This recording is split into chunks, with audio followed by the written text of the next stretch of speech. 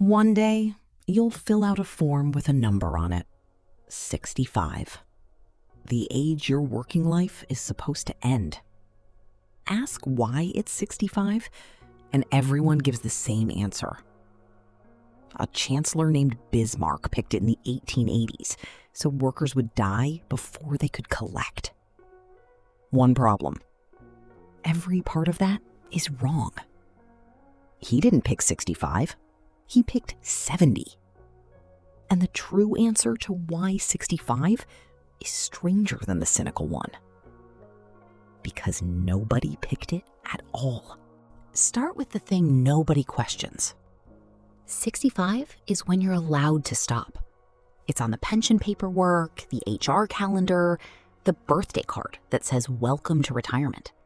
It feels less like a rule and more like a fact of the body, as if something inside a person clicks off at 65, the way baby teeth fall out at 6. So, a simple question. Why 65? Not 63, not 68. Ask a doctor and you'll get a shrug. There's no organ that fails on schedule. No line in the biology where worker ends and old begins. The number isn't medical. It's a decision. Somebody, somewhere, decided. And the moment you go looking for who, the story you've been told falls apart almost immediately. The trail starts in Germany in the 1880s with a man who was not thinking about you. Otto von Bismarck, the chancellor who welded the German states into one country, had a problem. And the problem was socialism. Germany was industrializing fast. The factories were filling with workers. And those workers were starting to listen to a movement that wanted to pull his whole order down. Bismarck's first answer was the blunt one. In 1878, he pushed through the anti-socialist laws, banning the party's meetings, its newspapers, its unions. It didn't work. You can't outlaw a grievance. And the number he wrote into that law almost doesn't matter next to why he built the thing at all. For the record, 70. And Bismarck himself was 74 at the time, comfortably past his own finish line. But the age was never the reveal here. The motive was. A pension wasn't a gift to the worker. It was a leash. Gentle, dependable, and pointed straight at the socialists. So he tried the other hand. If the socialists were promising workers a better life, Bismarck would simply hand it to them first, from the state, with his name on it. Health insurance in 1883, accident insurance the year after, and in 1889, the centerpiece, the world's first national old age insurance. Not charity, a firewall. The pitch had gone public a few years earlier. A message read to the German parliament in 1881, in the emperor's name, but built to Bismarck's design, announcing that a worker worn out by age had a real claim on the care of the state. Warm words, cold strategy. A worker who could count on a pension was a worker less tempted by revolution. Here's where the cynical version usually shows up, the one you've heard. 70, people say, was the trick. The average German in 1889 lived to about 40. Set the pension at 70, and almost nobody survives to touch it. Neat, evil little scheme. Except that number is doing something sneaky.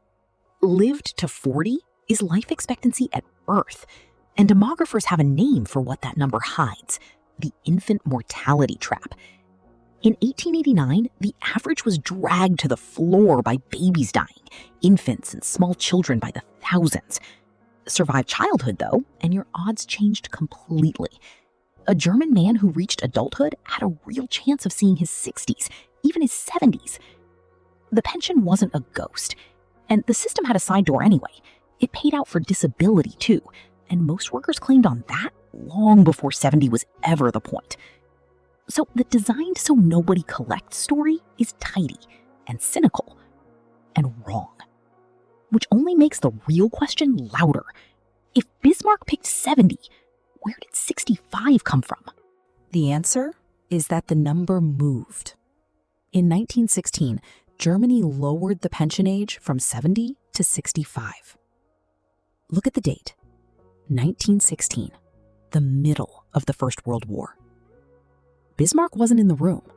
He'd been forced out of office in 1890, and he'd been dead since 1898, 18 years gone. The man everyone credits for 65 never chose 65.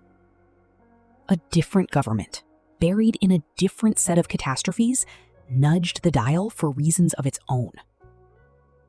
Because by now, the number had stopped belonging to anyone.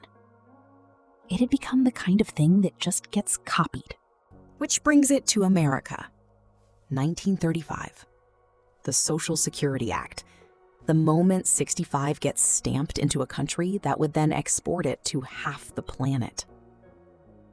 And here's the part that should finally end the Bismarck story. The Americans didn't copy him. The group that built Social Security, the Committee on Economic Security, didn't reach for a German precedent. They looked at what was already lying around at home.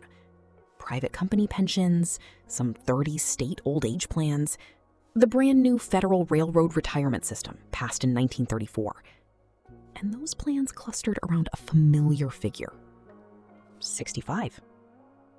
So they followed the crowd, then checked the arithmetic, and the actuary said 65 produced a system that could actually pay for itself. That was the reasoning. One of the planners, Robert Myers, later described the founding logic about as plainly as it can be described. 60 was too young, 70 was too old, so they split the difference. Split the difference. The line your entire life bends around. After that, it spread the way defaults always spread, quietly and without a meeting. Britain, Canada, most of Europe, the same drift towards 65, mostly by imitation. Copied, not redecided. Nobody ever convened a summit to rule that human beings expire professionally at 65. It simply became the number that was already there, on the forms, in the software, in the sentence, "I'll retire at 65, that a 20-year-old says without blinking. And somewhere in all that repetition, a bureaucratic setting quietly changed costume. It stopped feeling like a policy. It started feeling like biology. So go back to the question you started with. Who decided 65? You went in expecting a villain, or at least an author, a chancellor, a doctor, a committee with a reason. And what's actually there is a chain of people, each inheriting a number from someone else and passing it on slightly changed. Bismarck picked 70 to fight socialists. A wartime ministry cut it to 65. An American committee found 65 already on the table and kept it because the math was friendly. Not one of them was deciding when a human life should turn the corner into old age. They were solving their own problems in their own years with a round number. The biology was never in the room. And that's the quietly satisfying thing about taking one of these numbers apart. You expect a reason at the bottom. Usually, there isn't one. There's just an older number, and behind it an older one, until the trail runs out in some office where a tired official picked what sounded reasonable that week. 65 isn't a law of nature. It's a habit that outlived everyone who ever had a reason for it,